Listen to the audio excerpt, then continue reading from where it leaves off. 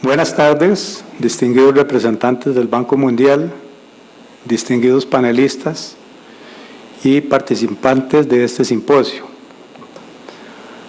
Cuando don Cristian me solicitó que participara y me dijo que el tema era la liquidación, pues dije yo, Dios mío, para hablar de liquidación, pues podemos hablar de inventariar, valorar y vender. Eso es muy simple, pero verdaderamente, ya ahondando en el tema, uno analiza otras etapas del proceso concursal o de los procesos concursales y se da cuenta que dentro de ese tema hay otros subtemas que subyacen y que tienen mucha relevancia dentro de este proceso de la liquidación, dentro de esta etapa. Es por ello que también voy a referirme a algunas vivencias o experiencias producto de lo que dice nuestra legislación y algunas normas que considero yo que deberían de ser reformadas.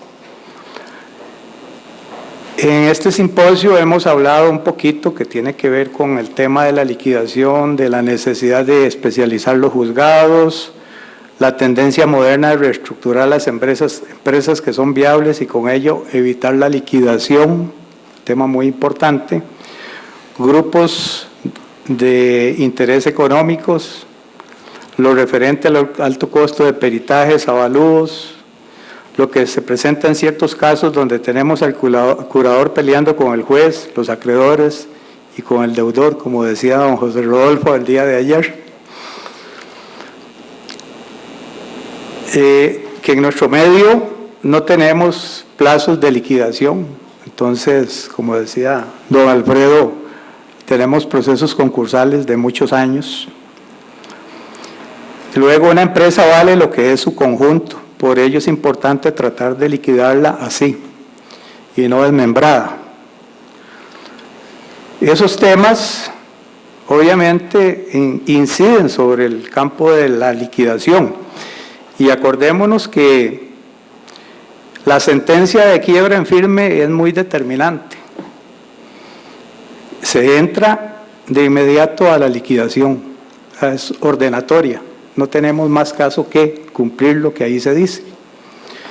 De manera tal que es un corre-corre que nos permite a nosotros analizar muchos puntos para ver cómo llegamos a hacer esa liquidación ordenada y cómo podríamos obtener un plan de distribución o un plan de liquidación. Hablamos de la competencia judicial en los procesos de quiebra y para todos nosotros es una suerte o una dicha, como decimos los costarricenses, que esté el juzgado concursal de San José. Eso nos ha permitido a nosotros avanzar mucho en los temas, expeditar los expedientes. Por ejemplo, yo he recibido 2 casos de una quiebra minera y de una quiebra bananera que se tramitaron, uno en Esparza y en otro en la costa atlántica del país, uno del año 1989 y otro, esos son heredados, y uno de 1995. Y fueron tan interesantes que cuando yo llegué a verlos, ya había pasado un carrusel de colegas medios ahí que habían declinado su nombramiento. Sentí el reto y los acepté. Y a Dios gracias, tuvimos la oportunidad de darnos cuenta que habían bienes que liquidar, habían activos valiosos, habían fincas, tenían sus problemas agrarios y a eso lo resolvimos. Hicimos negociaciones, daciones en pago, duramos 2-3 años trabajando en esos temas, pero yo pienso que el rescate de esos procesos a raíz del nacimiento del juzgado concursal de San José fue que lo que se logró que estas 2 quiebras salieran adelante. Más aún, una de ellas fue rehabilitada. Me decía en aquel entonces la juez concursal que era la primera vez que ella rehabilitaba una quiebra. Entonces veamos qué importancia es el grado de especialidad, porque si nos vamos, otro escenario que representa cuando las quiebras las tenemos en los procesos de los jueces, en los jueces, juzgados civiles fuera de la meseta central o de los dos circuitos judiciales. Vemos que obviamente es un tema muy complicado para los jueces civiles y verdaderamente hacen sesiones con uno para tratar de entender de qué se trata el asunto. Me recuerdo de un caso que hasta tuve que mandarle fotocopia del edicto de la apertura de la quiebra. Lo que pasa es que después ese juez aprendió mucho. Digo yo que aprendió mucho porque lo que hacía en sus resoluciones era que nos dictaba normas del proceso civil y del proceso comercial, 5, 20, 30 páginas para resolver una resolución que tenía que buscarla por allá, escondida, en un párrafo que uno no se imaginaba. El otro tema que decía el doctor León ayer es el punto de las apelaciones. Obviamente tenemos al juzgado concursal, pero eso va al tribunal y el tribunal no está especializado solamente en el conocimiento de esos casos. Traigo a la memoria una vez lo que vi en un proceso penal y vi un expediente que decía reo preso. Y digo yo, ¿qué será reo preso? Entonces le pregunto al secretario, ¿qué significa eso? Me dice, es que eso hay que resolverlo primero, porque tenemos una persona presa. Entonces yo creo que tal vez en el tribunal podemos poner caso concursal para ver si logramos que nos ayude el tribunal a resolver un poquito más temprano esos asuntos. Bien, eso es con respecto al tema de la competencia. En cuanto a los curadores, ya don Alfredo hizo una amplia exposición y creo que también necesitamos un poquito de cirugía acá. Nosotros debemos de capacitarnos, acreditarnos e interesarnos en este tipo de eventos. Yo creo que si levantamos la mano, ¿cuántos curadores estamos por acá? Pienso que mucho, no sé, 2, 3. Menos que notarios, seguro. Tres curadores, cuando el rol dice que somos más de 125, creo. El hecho de capacitarse no significa ir a hacer un examen, porque ir a recitar el código no tiene sentido. Creo que son las vivencias y las experiencias nuestras las que conllevan esa necesidad que tiene el país de contar con buenos curadores. Sobre todo que en la espalda de los curadores generalmente es que cae el mayor peso de la liquidación. Eso es muy importante y creo que debe ser considerado para efectos,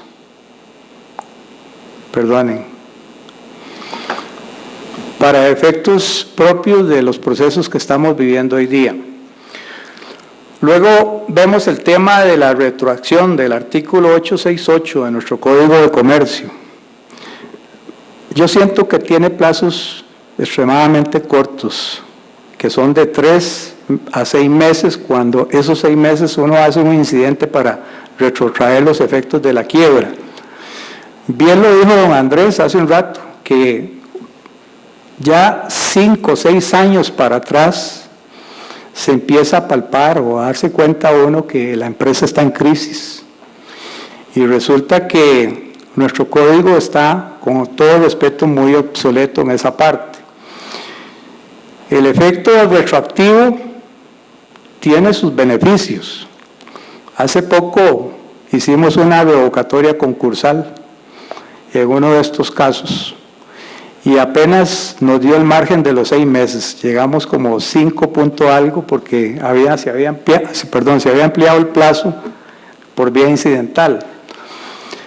Y los efectos se dieron con un tema de liquidación, por eso lo trato acá.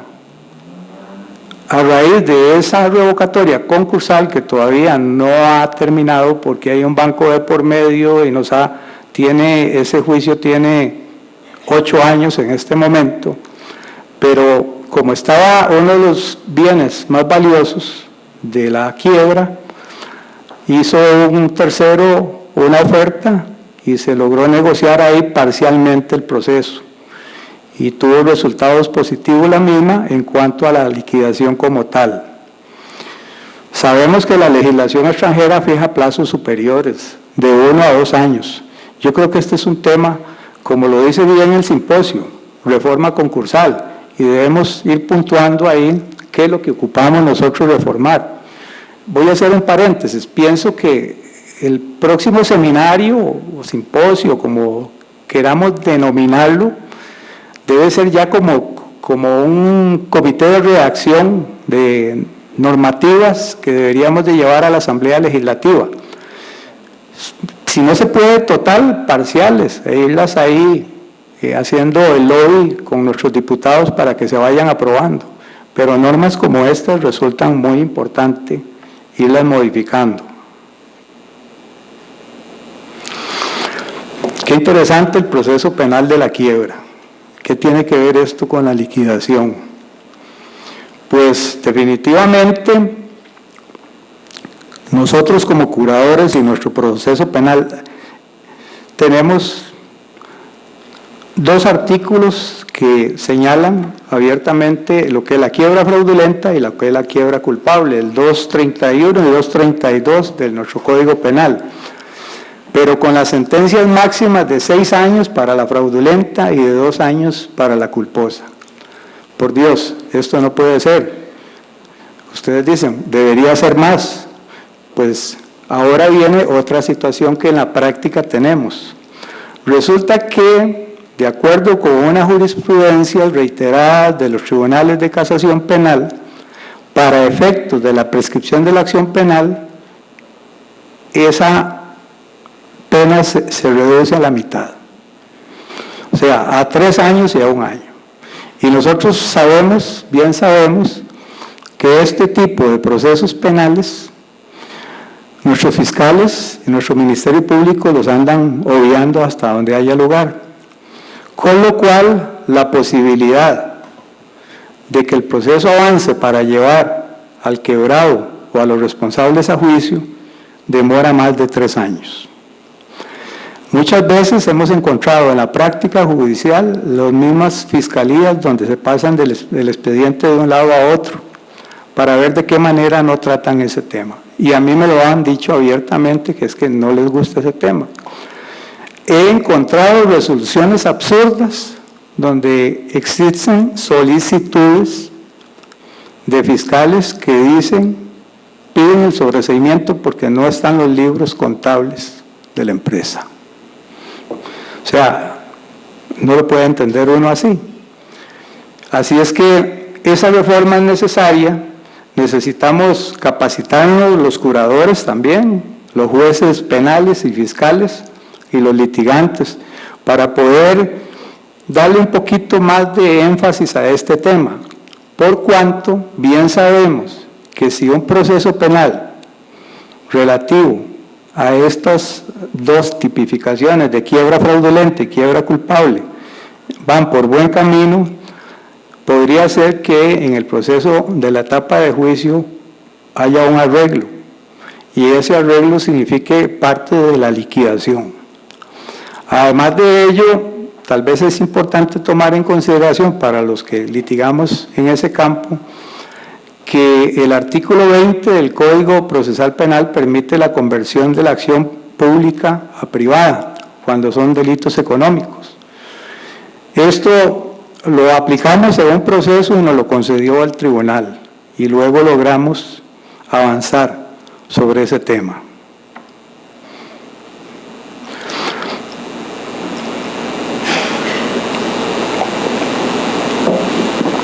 En lo que respecta a las medidas cautelares en procesos de quiebra, bueno, ya hablamos al día de ayer sobre la conveniencia o no de las medidas cautelares. Yo pienso que si soy litigante y considero que tengo fundamento para solicitar una quiebra, uno debe solicitar también unas medidas cautelares, porque mientras se queda en firme la sentencia de la quiebra, pasa mucho tiempo, máxime si hay apelaciones. Y ahí, si no hay algunas medidas cautelares, dependiendo de la actividad comercial de la empresa, verdaderamente no vamos a tener nada que liquidar. Y terminamos, como decía don Alfredo, una quiebra que quebró. El artículo nuestro, el 242 de nuestro Código Procesal Civil, es muy amplio en ese tema. Sin embargo, ha sido muy manipulado en algunos casos, pero, como les repito, si hay mucho fundamento, creo que es necesario incidir en ello. Algunas otras reformas que mejoran la liquidación. Pues yo considero que hay muchas normas ahí que para todo hay que hacer juntas de acreedores y estar publicando edictos. Verdaderamente eso es un atraso. Los que están apersonados al proceso ya están y ya no va a haber más. Verdaderamente hoy nos hemos dado cuenta que la prensa, los medios de comunicación, cuando les enviamos un edicto a veces son larguísimos y costosísimos. Esos son erogaciones innecesarias y a veces hemos perdido audiencias en los juzgados donde se van a tocar temas relacionados con un arreglo, con una liquidación y no se llevan a cabo porque falló una publicación. Por otra parte, la integración de un comité de acreedores que coadyuve al curador. Estimados compañeros, generalmente los acreedores o el acreedor solicita la quiebra y se pone en muchos momentos dados en una posición muy cómoda como de golpearnos la mesa para que le resolvamos su problema. Creo que esto tiene que cambiar y nosotros integrar en nuestra legislación algo así como lo que en el caso de las quiebras, como lo que tiene el convenio preventivo, que es que cuando se aprueba el convenio se integre una junta. Nosotros hemos hecho arreglos extrajudiciales, como contaba don Andrés Segura hace un rato, donde integramos a los acreedores y verdaderamente la participación de ellos es fabulosa. Máxime que como acreedores muchos son proveedores y saben cómo se desempeña y qué requiere la fallida o la presunta fallida si no se ha dado el caso. De manera tal de que este es un punto bastante importante a ser considerado. Perdonen, pero no manejo muy bien esto. En cuanto a los grupos de interés económico que hablamos aquí, por igual, ya la jurisprudencia nuestra y la doctrina es muy amplia en ese tema. Ocupamos legislar un poquito.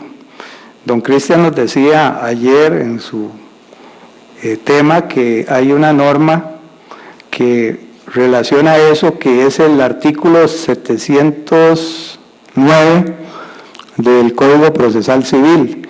Pero en el tema de la reorganización, la administración y reorganización judicial, debemos de ampliarlo. ¿Por qué? Hemos tenido casos de procesos concursales en los cuales inicialmente empieza con una empresa y después nos damos cuenta de que tiene empresas hermanas o paralelas relacionadas donde está escondido el patrimonio.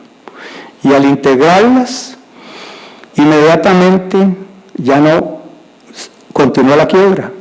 Hubo un proceso de arreglo y se acabó la quiebra. Creo que debemos de normar y ser más claros en este punto.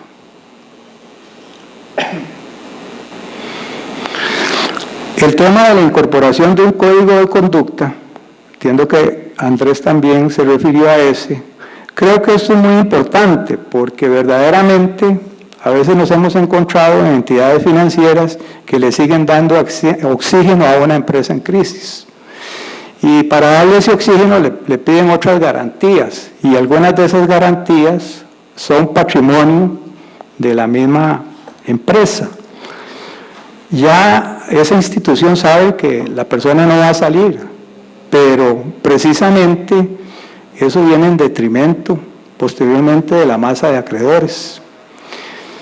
Es una situación que debería no solamente regularse, sino sancionarse cuando se compruebe prácticas desleales. Hay un asunto tan importante que me decía un cliente que a él en el caso de una bananera que tuve hace muchos años, el cheque le llegó a la casa.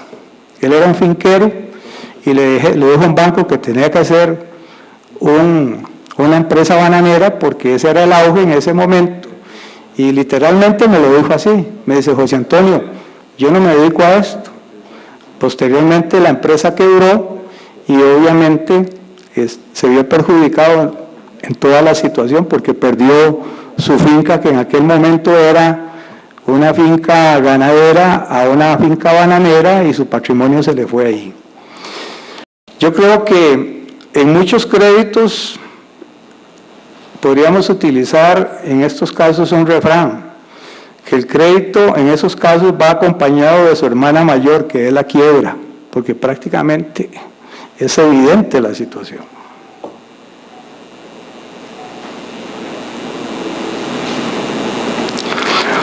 Por otro lado, la creación de registros. Yo considero que debe haber un registro de quebrados e insolventes en este país, para que nuestra economía tenga claro con quién vamos a contratar. Y en eso de nuestro registro nacional tiene mucha experiencia y ha avanzado mucho en la materia sobre temas registrales, y yo creo que podríamos incorporarlo por ese lado. También con un registro de liquidación de bienes de los procesos concursales. Tal vez esto es un poquito diferente, pero también la otra vez me decían que por qué no hacemos un organismo o una asociación de curadores, y me parece a mí genial esa idea. Y además de esa asociación de juradores, una retroalimentación de lo que tenemos en liquidación nosotros. Porque una cosa es el tema de los remates judiciales cuando se liquidan por pagos de créditos hipotecarios o prendarios, y la otra es liquidar bienes de la quiebra. Aquí los curadores, el juez y los acreedores, todos somos más flexibles, porque necesitamos que ese patrimonio, si ya estamos en esa etapa, se convierta en efectivo para ser entregado porcentualmente a la masa de acreedores de acuerdo a sus preferencias crediticias o legalizadas. Bien, el otro tema, el curador es el que impulsa la quiebra, trabaja con la sentencia firme, el motor del proceso de la liquidación, el tema de la experiencia, y es importante darse cuenta que cada quiebra es muy particular, de ahí que es muy importante analizar si debemos liquidarla integralmente buscando un tercero que adquiera la empresa o irla fragmentando. Por ello, la importancia es el plan de liquidación, y para obtener un plan de liquidación es una de las etapas donde el curador tiene que iniciar su camino. Yo tenía otro capítulo que es una presentación que más o menos Andrés llevó a cabo en su etapa, pero no quiero cansarlos mucho con esto, más bien quiero agradecerles la oportunidad de haberles, esta es la Firmina, perdón.